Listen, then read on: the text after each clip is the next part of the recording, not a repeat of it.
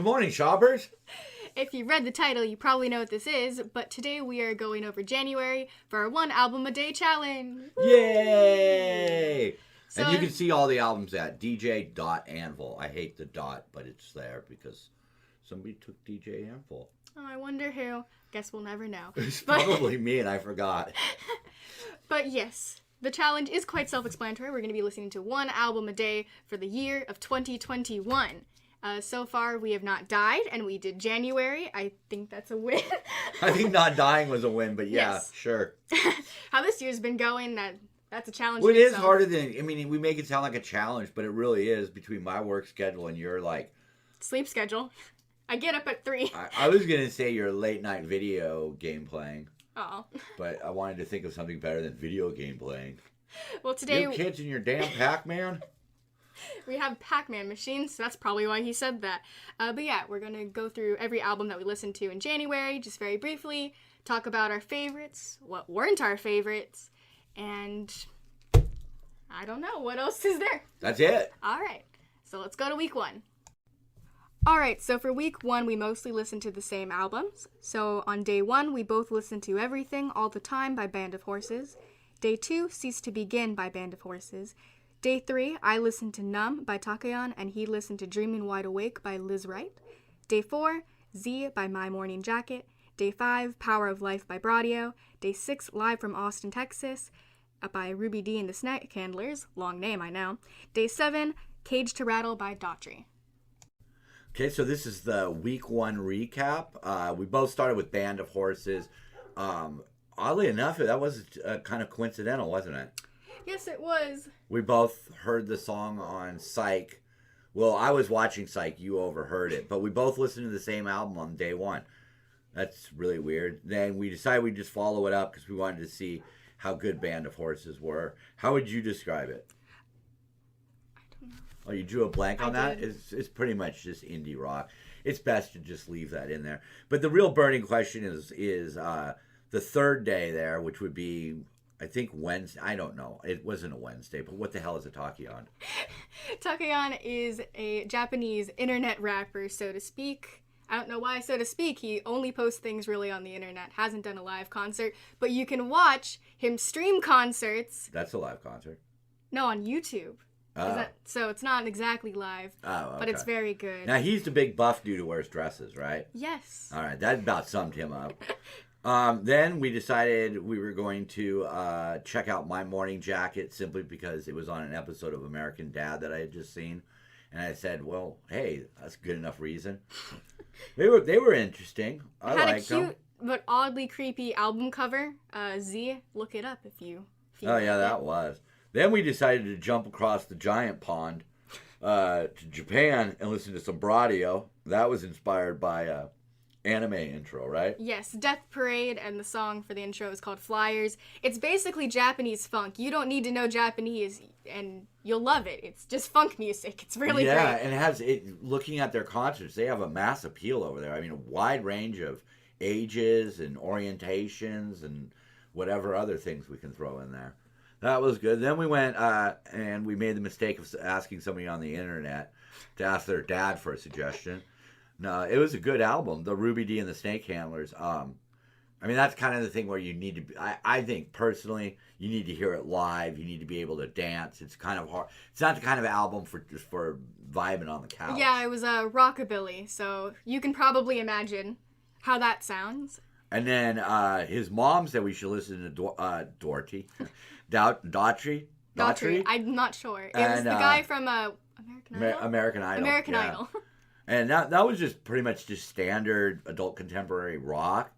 But I'd have to say, it really impressed me. It was, it wasn't anything earth-shattering or it wasn't genre-changing or anything like that, but it was just good. Yeah, it was good and something that solid. we all enjoyed because we usually have off-camera Amy listen as well. And she was bumping along as well. Do we still say bumping? Now we do. We just did, bumping along. And now we're going to be bumping along to week 2. Alright, so for week 2, on day 1, we both listened to Can't Say I Ain't Country by Florida Georgia Line.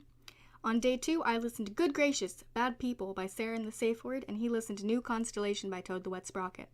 On day 3, I listened to New Constellation, Toad the Wet Sprocket, and he listened to Oh No by OK Go. Day 4, we both listened to A Lesson in Romantics by Mayday Parade. And on day 5, I listened to Outsider by 3 Days Grace, and he listened to Human by 3 Days Grace. On day 6, I listened to Take Me to Onigashima by Wednesday Campanella, and he listened to Blood Like Lemonade by Morchiba. And on day 7, we both listened to New Miserable Experience by Gin Blossoms. All right, we're bopping into the week 2 recap. We started that off with a suggestion from a workmate of mine, Florida Georgia Line. I like modern country. I like some of the songs, but I really don't understand why there has to be skits. The skits were very odd. The actual music was fine, though. Just your standard new country, I guess. Sarah and the Safe Word. That sounds like a website you shouldn't be visiting. It's I don't know how to describe it, steampunk queer band. I think that's how they describe themselves, actually. It was really good, surprisingly. It was just on my Spotify recommendations as something to listen to, so I did. I liked it. And I listened to Toad the Wet Sprocket, New Constellation. Then the next day you had to listen to it because we really struggled to pick our best songs. Right? There's so many songs on there. My love of Toad goes back further in time than you do. It really does. And it was really good to catch up with them on an album that I didn't even know existed. What did you think? That was definitely one of the best albums from January. If you take anything from it, New Constellation by Toad the Wet Sprocket, that's the one to listen to. Yeah, if you like kind of mellow indie rock, it's a little bit emo. Thank God I didn't say emu. I really thought I'd say and Doug. Then we listened to Mayday Parade. You listened.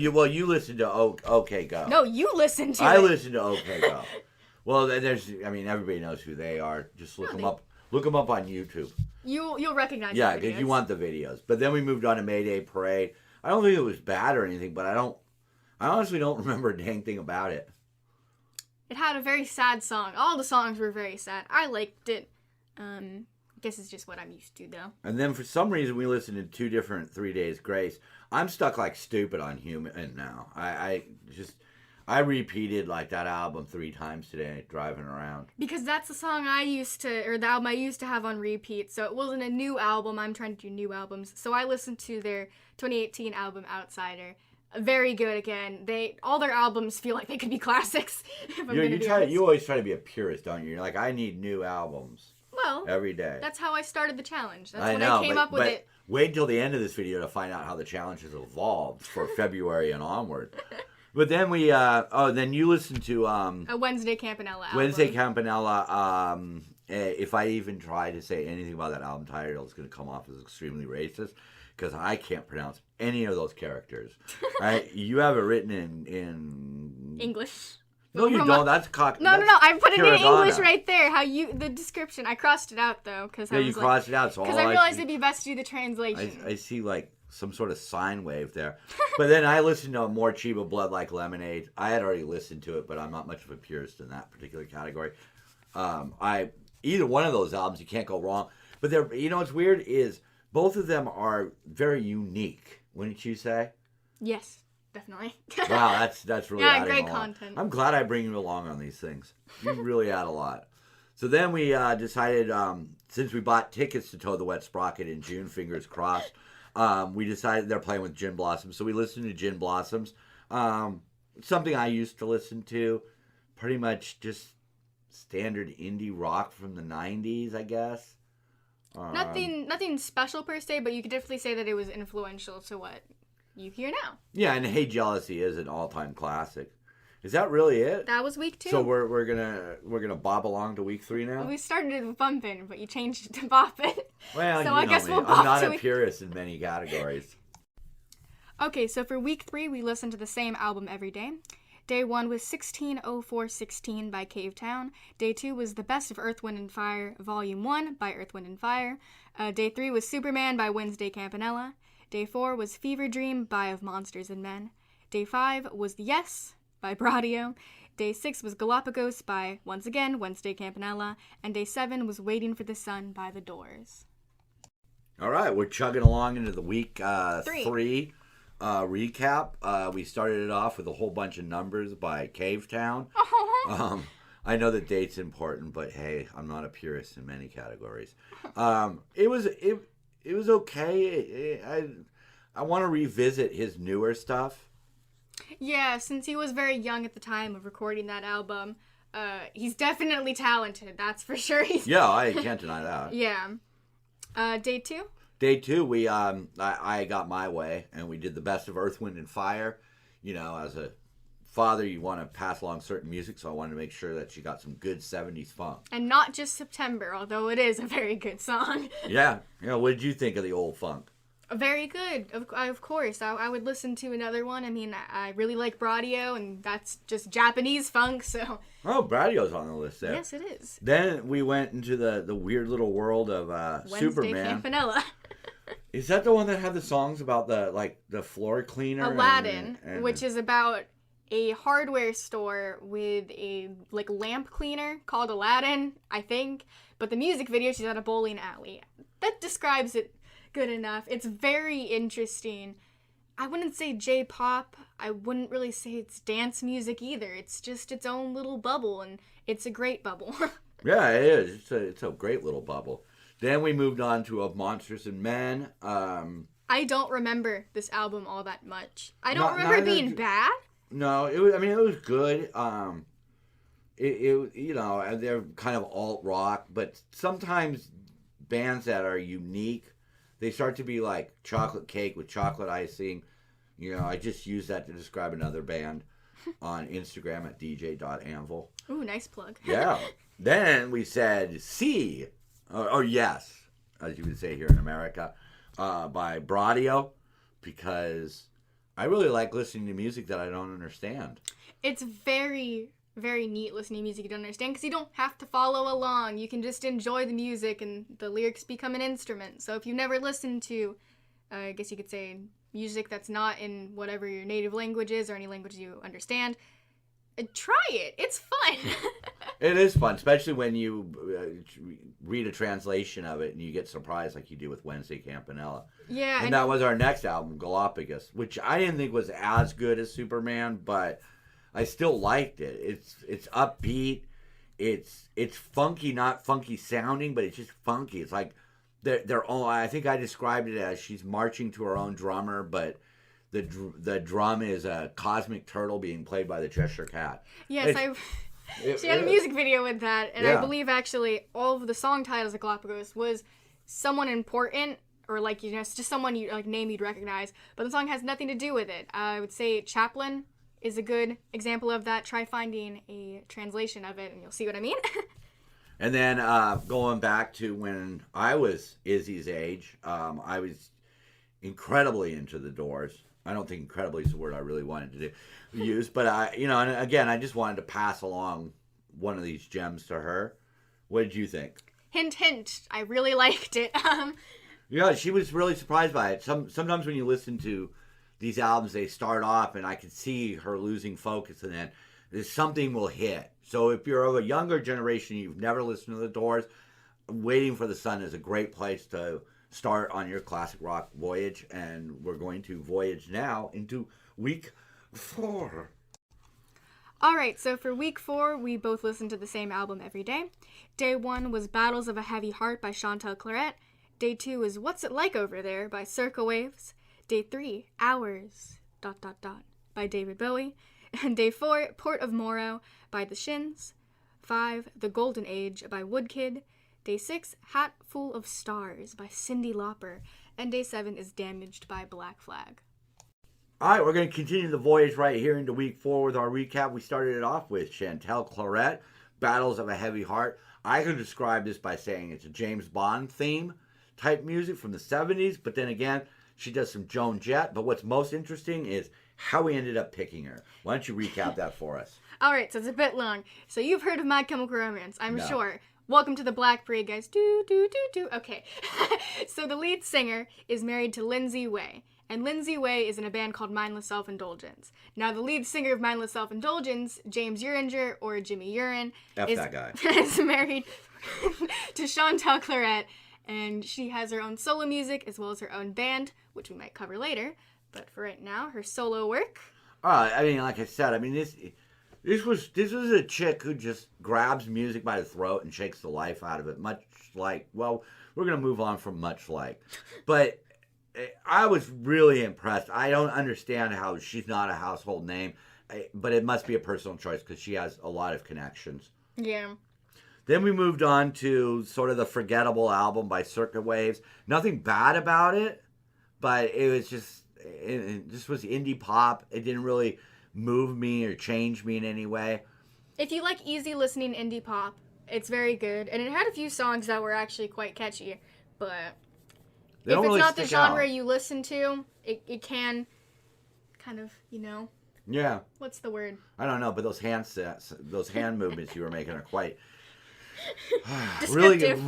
really descriptive to all the listeners out there. Well, then we moved on to David Bowie, and Izzy kind of chose one of his later albums, which I had never heard. I was a Bowie fan, but I'm like the twig on the mighty stream of life. I moved from genre to genre my entire life. You were an original fan, so you've never heard any of the new stuff. Yeah, I was really impressed. He had some really good stuff. I mean, it's an album by a literal legend, and that's not hyperbole. David Bowie changed music many times. He changed music many times. Albums worth listening to. Now, one that might not be worth listening to. Oh, that's so sad. Well, it is, but that's how I felt. The Shins were just a little lackluster. It was kind of artsy, but it didn't feel like there was much behind it. Actually, listening to it, it was very good, but the lyrics, there was no chorus. I think I summed it up when I said it's like the guy on the college campus who recites French poetry but doesn't understand French. And this is not having any hatred towards it. If you like it, you like it. It's music. It's not supposed to be an argument. But we personally are going to not listen to the Shins again, probably, which is sad. Because I like some a few of their singles. Definitely. Yeah. Rifle Spiral was good. And then speaking of somebody who has some really good songs and then some really filler material, the Woodkid album.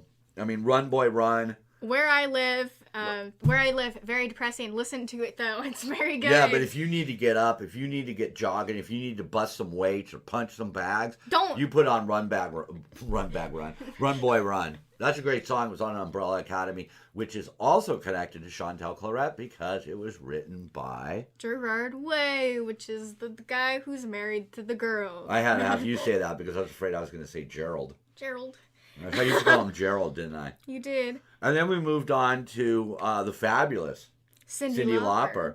I was a fan of her early work. And then I thought she disappeared. Apparently she didn't disappear.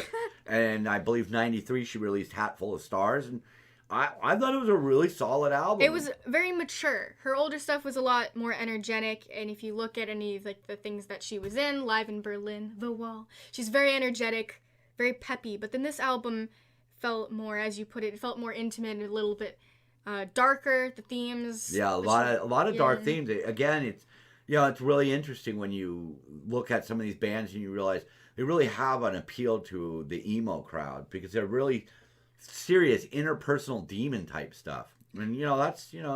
And it also brings up something that I haven't really thought of until just now, but it kind of shows how someone really does become a legend. That they're not bound to just that one genre. Same thing with David Bowie, and they just changed when music changed, which really made them a living legend, and that's why their names are put down in music history. Yeah, I agree with you 100% on that. I mean, those are two people that were very influential at their times. David Bowie in the 70s, Cyndi Lauper in the 80s. I mean, Cyndi Lauper's True Colors is one of the greatest acceptance songs out there. I mean, that's a song that made me reassess how I look at people. And realize that, I live by my true colors, and I should allow other people to live by their true colors. But we're going to round off the week with a little Black Flag damage. Some old school LA punk rock. I grew up on this stuff. I used to have to buy bootleg tapes because they didn't sell Black Flag in the record stores. It was, you didn't let your mom and dad listen to that. What did you think? I really liked it. I don't know what else to say on that. When you listen to newer rock, newer punk, newer whatever you want to say, it is neat hearing what influenced it and what those people might have been listening to, because it wouldn't surprise me if Jimmy Urine listened to a lot of Black Flag as well, and the just time frame wise, it would make sense. Yeah. So now what are we going to do? We're going to rumble on into the end of the month with just a few albums to round out the January. All right, so week 5 is really short. Day 1 was Collection 1 by Ali X. Day 2 was Collection 2 by Ali X. And Day 3, it was Two Hands by Big Thief. All right, we're rumbling on with the final week of January. We started off with virtual. I mean, I've never heard of Ali X. I just saw her from the Spotify recommended. She's kind of, I wouldn't say indie pop, kind of darker pop. I'm not sure if that makes sense. They called it dark pop. Dark pop, goth pop, I saw it referenced as. Emo pop. It's basically just pop music, but the lyrics are a lot darker and what you're going to see closer in more rock music, not what you would hear on mainstream pop. Very interesting. Yeah, that's the only thing that explains her lack of, I guess, stardom or notoriety, is that the lyrics are not for everyone. Although not all of her songs are like dark pop, but I really liked it. I think she has something to say, and if you're in an upbeat but you want a contemplative mood, that's what you can listen to. Something with deep lyrics, upbeat music. I see nothing wrong with it. I mean, it's kind of like putting a steak on top of a steak. It's probably good. Yeah, it's gonna be good. But sadly, we ended the month with one of the more disappointing albums. Personally, the reason I said that was I had a lot of high hopes for Big Thief. Me too. I picked it. Their album that features Mary and Capacity. Capacity. Capacity is a very good album. Very good album. This album, and I'll say it right up front. I understand that one thing that Big Thief does is they make the music uncomfortable. It's possible that we listened to it at a time that we didn't want to feel uncomfortable. Yeah, it's like folk rock. You kind of need to hear it to understand, but there's a lot of like crashing instruments, and the way she sings, her voice like cracks, but like in an artsy way, like not a bad way. It's not like she's a great singer. Yeah, she is a good singer. It's like folk rock, but they took the amp and they turned it up to 11 and broke the knob off. And then they took a baseball bat to the reverb and the feedback, cranked that up to 812, and just ran with it. And it works because the uncomfortable songs feel uncomfortable, but I don't think that was a good thing. I think it was too much of that, maybe. Yeah, I'm not sure if it was just the time we were listening to it. Yeah, it's hard to say. Because we were all kind of like tired, but I would give them another try, possibly. Well, I still listen to Capacity, so yeah, Capacity. I'm fine. If that's all I have from them, that's fine. But coming up next, we're gonna get in some categories and we're gonna start busting some chops and giving some props. Alrighty, so for the awards or categories, whatever you want to call them, we got let's call them 7 awards. Well, one of them 7 awards. One of them's the worst album. That's true that they give out the Razzies to the worst movies. Ooh. They do. Okay, so the first award is the best album overall, and we decided. So we're doing the best first, not the best last. If we're different. Man, we are that original, aren't we? I'm so quirky. Alright, so the best album overall, we both decided it was New Constellation by Toad the Wet Sprocket. There's just a logical reason to this. This is the one that we struggled to get 3 songs we liked, our top 3, and we had to do top 6. I think that speaks for itself. If an album's so good that there's so many songs that we can't leave off the top list. Yeah. It has to win. It has to. It was solid, and the deluxe edition had additional songs too, and I mean there was something like 14 songs on there, and we picked 6 of our favorites at like a total of we had 4 differents and 2. I mean we ended up with trying to break down a list of 8 at least. Weird how it was a Kickstarter album, I believe. Yeah, it was. And it funded itself within a day or something. It was crazy. Well, Toad the Wet Sprocket is one of those bands where people have a deep love for them. You know, there's not much to hate about them, but people didn't always hear of them. Alrighty, so the worst album overall. We have 2 because Off-Camera Amy made her own decision here. So ooh, Off-Camera Amy coming on? We both decided it was Port of Morrow by the Shins. Yeah. As you already heard, it was just kind of artsy, and We were disappointed, was and I think that goes disappointment. off camera. Amy's pick too. her worst pick was Can't Say I Ain't Country by Florida Georgia Line. I think it's because she listens to the most country out of all of us, so if it's not good country, it's going to stick out in her mind. Well, that's the thing, disappointment. We expected Yeah. a lot out of Shin. She expected a lot out of FGL. And I will admit, those skits are very strange. I don't know why. I come from the days where the gangster rap and rap was blowing up in the 90s, and they did skits back then, and even then it was just stupid. I don't understand why they do it. All right, number 3 is the most unique album. And that clearly goes to Wednesday Campanella for Superman. Honestly, any of the albums, all 3 of the albums listed here, Yeah, work like for it. Superman, Galapagos, and We Gobbledygook. picked Superman because it was the best of 3. Yeah. Yeah, she's just very neat. Her lyrics are very strange. And like that one that I mentioned, Chaplin, earlier, you would think it's about Charlie Chaplin, but it's actually how to make, like, a tea pudding. And it's just a recipe for a tea pudding. Like, she's literally just saying, like, grab the eggs and then put them in the bowl. Mix, mix, mix. But, like, in Japanese, so you don't know what's going on. But it's good. But it sounds so cool when she says it. And then you look at the lyrics and you're just like, really? That's what she was saying? Like, definitely Wednesday Campanella would sweep the unique album category. Our next category was Best Album for the Masses, and what we mean by this is what album you could put on in front of your grandparents or your 2-year-old baby, and they'll all enjoy it. Yeah. For that, we picked Cage to Rattle by Daughtry. How'd you describe it? Contemporary? Adult contemporary rock. Pop? No, I think it was more rock. Yeah. It was. I don't think people could be bored by it possibly, but you couldn't really say that it was inappropriate in any way. And it really was exactly, you knew what you were getting. Yeah, they were all radio songs, and not radio songs in, like, the negative sense. Just the kind of, like, people would enjoy it. It had catchy bits, and everyone can understand the lyrics, and that is in no way a diss or a negative No, thing. it's not. And one of my favorite bands on this list is Toad the Wet Sprocket. They were indie rock. They never really blew up. They never really changed very much. And that's great. But if you want to make, not everybody listens to that music. Not everybody wants to hear deep, dark, thought-provoking lyrics. That's fine. I have no problem with that. I take nothing away from Daughtry. You could say it's cookie cutter. You could label it however you want.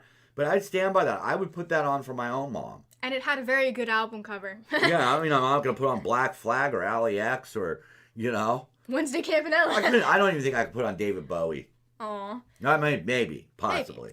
Number 5 is the most surprising album. And that goes to Battles of a Heavy Heart by Chantal Claret.